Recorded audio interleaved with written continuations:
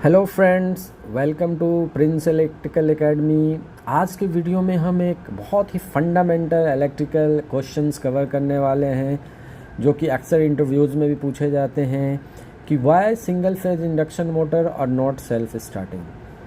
तो दोस्तों, आज की इस वीडियो में हम समझेंगे कि सिंगल फेज इंडक्शन मोटर क्यों सेल्फ स्टार्टिंग नहीं होता है और इसमें जो जनरेट होते हैं मैग्नेटिक फील्ड, जिसे हम पल्सेटिंग मैग्नेटिक फील्ड कहते हैं, उसके बारे में जानेंगे। डबल रिवॉल्विंग फील्ड थ्योरी क्या होता है वो समझेंगे और फिर जानेंगे कि आखिर फिर हम इस सिंगल फेज इंडक्शन मोटर को कैसे स्टार्ट करते हैं, कैपेसिटर स्टार्ट मेथड से, स्प्लिट फेज मेथड से या फिर साइडेड पोल डिज़ाइन के हेल्प से। तो चलिए शुरू करते हैं। तो दोस्तों, सबसे पहले हम बात करेंगे कि एक तरफ हमारा 3 phase induction motor self started होता है, वो खुद से स्टार्ट हो जाता है, जबकि हमारा सिंगल फेज इंडक्शन मोटर खुद से स्टार्ट नहीं हो पाता है।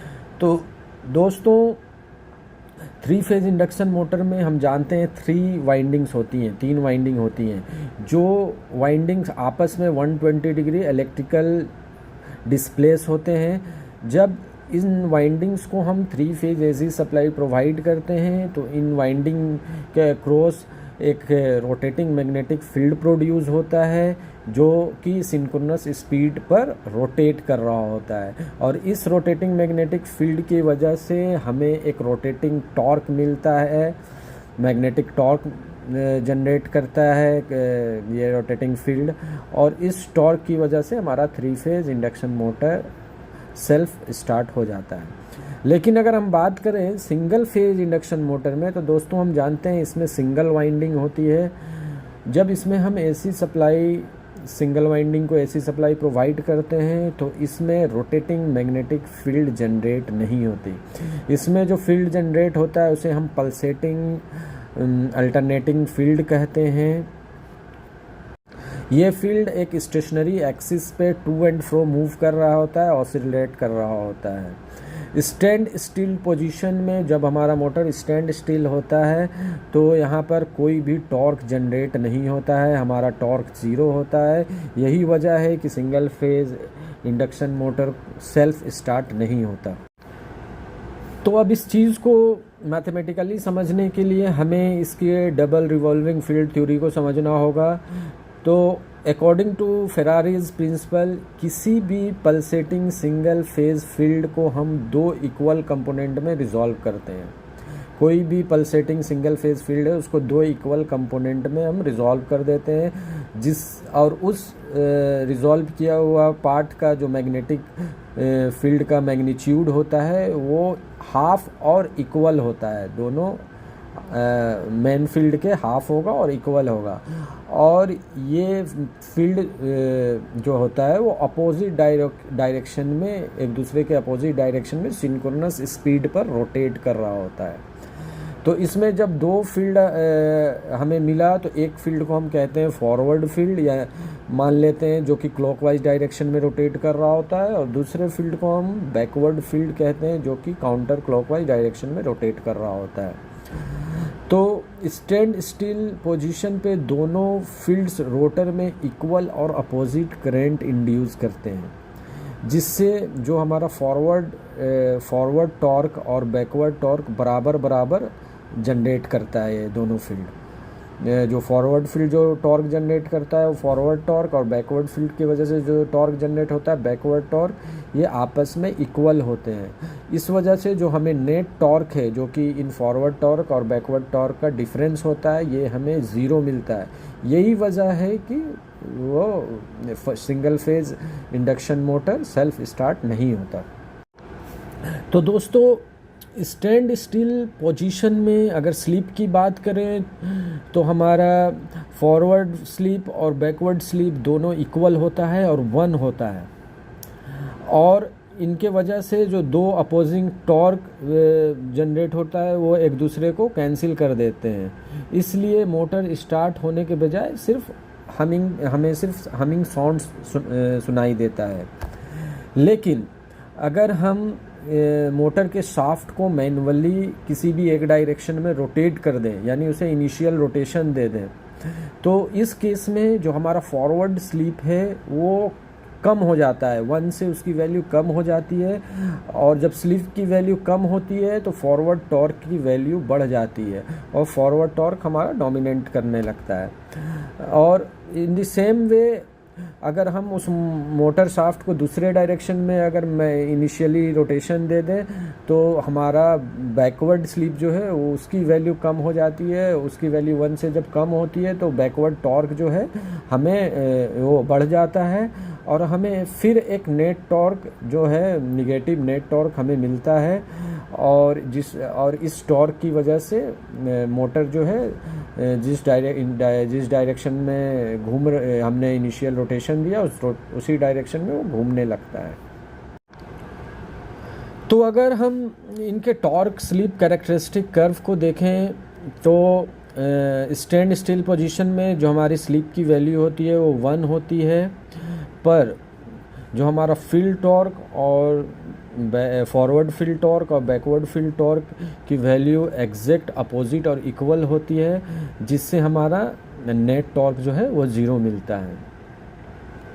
जब हम मोटर को फॉरवर्ड रोटेट करते हैं, इनिशियली रोटेशन फॉरवर्ड रोटेशन देते हैं, तो उस केस में हमारा जो फॉरवर्ड स्लीव की वैल्यू है वो 1 से कम हो जाती है और जो हमारा फॉरवर्ड टॉर्क है वो बढ़ जाता है, डोमिनेंट हो जाता है, जिसकी वजह से हमें नेट एक पॉजिटिव टॉर्क मिलता है, जिसकी वजह से मोटर उस फॉरवर्ड डायरेक्शन में रोटेट करता है।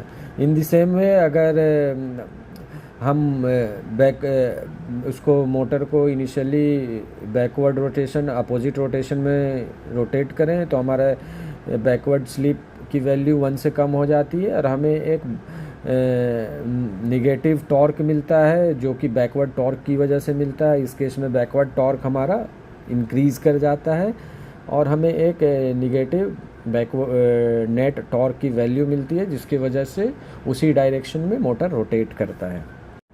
और इसलिए दोस्तों मोटर किसी भी डायरेक्शन में चल सकता है, जिस तरफ हम उसे इनिशियली पुश दे दें या इनिशियली हम उसे मैनुअल रोटेशन दे दें, मोटर उसी डायरेक्शन में रोटेट करने लगता है।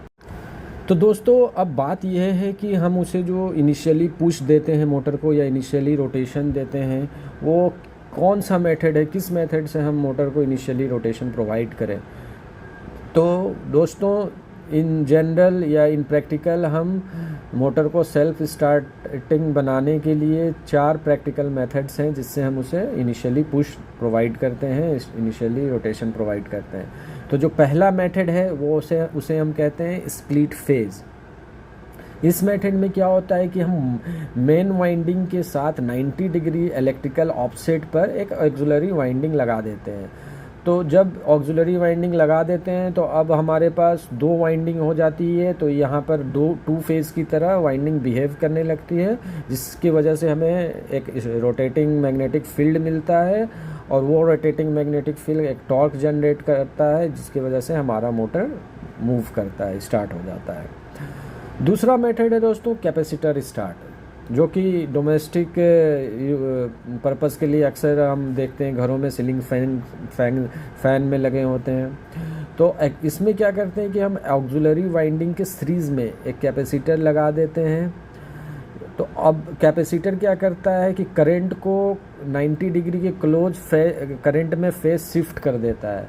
तो जब फेज शिफ्ट हो जाता है तो हमारा एक रोटेटिंग मैग्नेटिक फील्ड जनरेट होता है और जिस वजह से एक रोटेटिंग टॉर्क जनरेट होता है और हमारा मोटर रोटेट करता है। थर्ड मेथड भी सेकंड की तरह ही है, उसमें सिर्फ एक एडिशनल हम क्या करते हैं कि एक एडिशनल कैपेसिटर लगाते हैं। एक कैपेसिटर हम स्टार्ट के लिए लगाते हैं और दूसरा कैपेसिटर लगाते हैं रन के लिए।